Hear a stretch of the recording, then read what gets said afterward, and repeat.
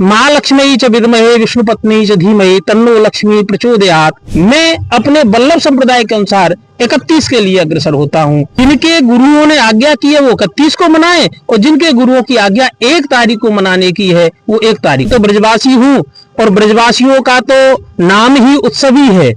यहाँ का तो प्रथम कहावत है 7 बार न्यो त्योहार।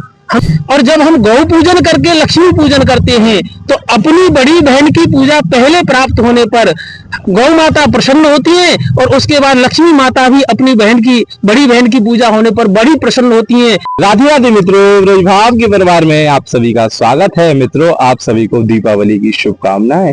और दीपावली का पर्व सबके घर में खुशियां और दिवाली दीप जलाने वाला वो पर्व है। तो इस समय हम गिरिराज जी की तलहटी में, गिरिराज जी के सानिध्य में आप सबको आचार्य पंडित रासबिहारी जी के मुख से बताएंगे कि दीपावली का पर्व कब मनाना चाहिए। ब्रजभाव के दर्शकों को जय श्री राधे।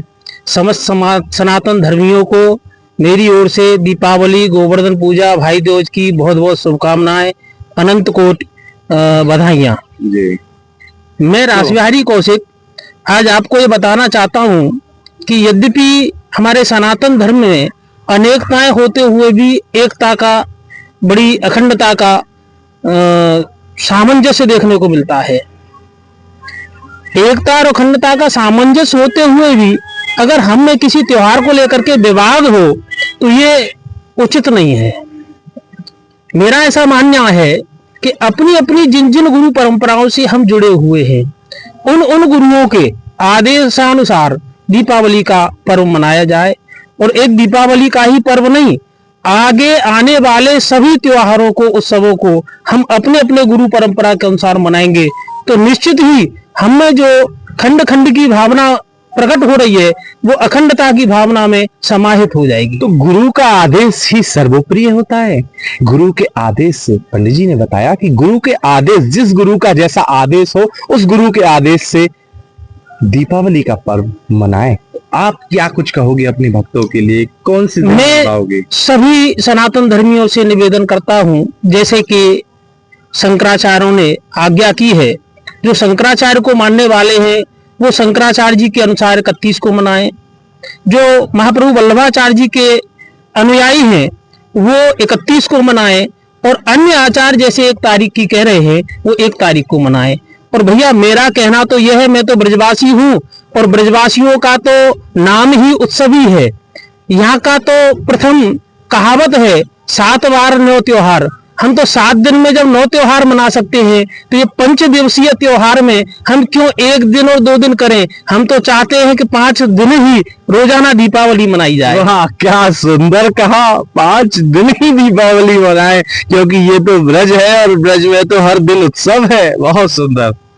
हम उत्सवी जभी तो कहलाएंगे। और भैया मैं केवल अपने ब्रजवासियों को उत्सवी नहीं कहता, मेरा मानना तो यह है कि समस्त भारत भूमि उत्सवियों की है। यहाँ त्योहारों को मनाना ही उत्सव के साथ में, उल्लास के साथ में शुरू होता है और उल्लास के साथ में विश्राम होता है। एक त्योहार का जहाँ विश्राम होता है और दूसरे का उदय हो जाता है, दूसरे का हम स्वागत करते हैं और पुनः उल्लास अपने अंदर भर करके दूसरे त्योहार का स्वागत करते हुए सभी त्योहार कैसे मनाएंगे। किसी के यहाँ कुछ द्रव्य का, किसी के यहाँ अन्न का अभाव भी हो सकता है। तो मैया ने नंद बाबा के समीप भेजा और नंद बाबा ने लाला की बात को समझते हुए हटरी लगवाई। तो भगवान ने अपने यहाँ हटरी लगाई, हटरी माने छोटी सी दुकान लगाई, और दुकान में खाद्य वस्तुओं का सभी भंडार एकत्रित किया। और लाला स्वयं तराजू लेकर के बैठ गए और जिनको ब्रजवासियों को जो जो वस्तु की आवश्यकता थी बिना मूल्य के उन सब के लिए, त्योहार मनाने के लिए उन वस्तुओं को दिया। तो आज के दिन भैया हमारे यहाँ तो हटरी का त्योहार अर्थात धनत्रयोदशी का त्योहार इस तरह से मनाया जाता है। वैसे आज के दिन भगवान धन्वंतरी का प्रादुर्भाव हुआ था और भगवान धन्वंतरी के द्वारा हमको आयुर्वेद चिकित्सा के रूप में प्राप्त हुआ, और उस आयुर्वेद के कारण हम अपनी निरोगी काया को रखते हुए दीर्घायु को प्राप्त हों, ऐसी हम समस्त सनातन धर्मियों के लिए कामना करते हैं। हाँ, हमारी सनातन धर्म की एक परंपरा में एक विशेष बात यह है कि शाम को जब लक्ष्मी पूजन होता है उससे पहले दिन में गौ पूजन अवश्य करें, क्योंकि समुद्र से जब लक्ष्मी जी का प्रादुर्भाव हुआ था उससे पहले गौ का प्रादुर्भाव हुआ।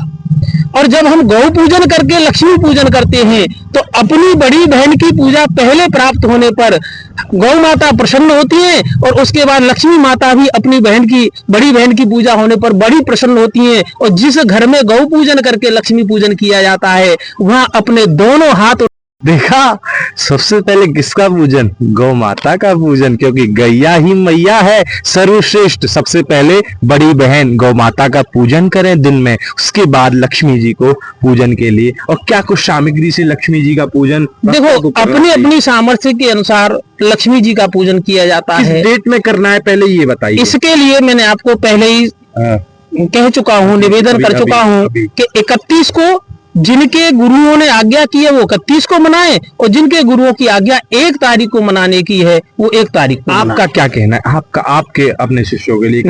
मैं क्योंकि ब्रजवासी हूँ और वल्लभ संप्रदाय से दीक्षित हूँ, इसलिए मैं अपने वल्लभ संप्रदाय के अनुसार 31 के लिए अग्रसर होता हूँ। और मैं ये भी चाहता हूँ कि जैसे मैं 31 को मनाऊं तो मैं तो भैया 1 को भी दीपावली मनाऊंगा।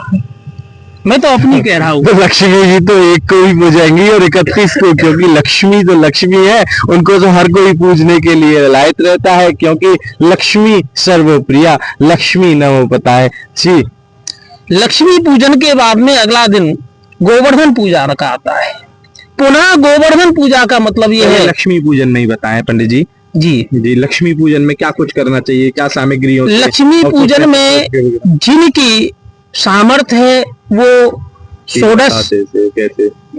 षोडशोपचार से, जिनकी सामर्थ्य है वो 32 उपचार से, 64 उपचार से, ऐसे सहस्रोपचार भी लिखे हैं। उनमें अनेकों हैं, जिसमें विशेष करके लक्ष्मी जी को कमल का पुष्प प्रिय होता है। तो अधिक नहीं आ सके तो विशेष करके 1 कमल का पुष्प लेकर के आए। जी पंडित जी, कुछ उपाय भक्तों के लिए कुछ ऐसा जिससे देखिए और विशेष लाभ मिले? इसमें अनेकों उपाय हैं, जैसे कि दीपक प्रज्वलित करने के बाद में उन दीपकों को अपने आंगन में जब प्रज्वलित किया जाता है, रखा जाता है, उन दीपकों से जैसे किसी को अपने शत्रुओं से छुटकारा पाना है तो दीपर ज्योति नमस्तुते इत्यादि शत्रु बुद्धि विनाशाय ये सब मंत्रों का उच्चारण करते हुए हम उन दीपकों को प्रणाम करें। माँ लक्ष्मी च विद्महे विष्णु पत्नी च धीमहि तन्नो लक्ष्मी प्रचोदयात्, ये श्री महालक्ष्मी गायत्री मंत्र है, और इसको हम जब रात्रि काल महालक्ष्मी के सम्मुख जपते हैं तो इससे सभी प्रकार की हमको प्राप्ति हो सकती है। इसमें हम अर्थ, धर्म, अर्थ, काम, मोक्ष चारों पुरुषार्थ की प्राप्ति कर सकते हैं। अनेकों मंत्र हैं, लक्ष्मी पूजन के साथ कुबेर मंत्र भी है, लक्ष्मी पूजन के साथ देहली विनायक पूजन भी किया जाता है, इत्यादि इत्यादि मंत्र हैं। पर भैया मैं सनातन धर्मी होने के साथ साथ थोड़ा सा वैष्णवता की ओर रहता हूँ, तो मैं तो कुछ टोटकों से अलग होकर के और वैष्णवता के प्रति मैं तो यही चाहता हूँ, भगवत नाम ठाकुर जी को जिस तरह से प्रिय है तो ऐसे ही ठाकुर जी का भगवत नाम ही महालक्ष्मी को प्रिय है। अपने अपने संप्रदाय के अनुसार गुरु मंत्र के द्वारा, जो आपको गुरु मंत्र की जो प्राप्ति हुई है गुरु के द्वारा, उन मंत्रों को सर्वोपरि मान करके महालक्ष्मी का पूजन करें, उनके बाद उनका जप करें अधिक से अधिक। गुरु मंत्र के ही जाप से कृपा होती है और गुरु का मंत्र जो है सर्वप्रिय है। गुरु मंत्र का जाप लक्ष्मी पूजन में सबसे विशेष लाभदायक होगा। तो इसलिए हमारे ब्रज भाव ने आपको बहुत सुंदर लीला और भाव और ब्रज की दीपावली उत्सव के बारे में सारा कुछ बताया है। तो ध्यान से और गौर से मन लगा करके, आंखें बंद करके स्मरण करते हुए सुनना, क्योंकि ये गिरिराज जी की तलैटी और ब्रज का भाव, ब्रज की लीलाओं में आपको सब कुछ दिखाया गया है। तो इसलिए ये विशेष है। राधे राधे।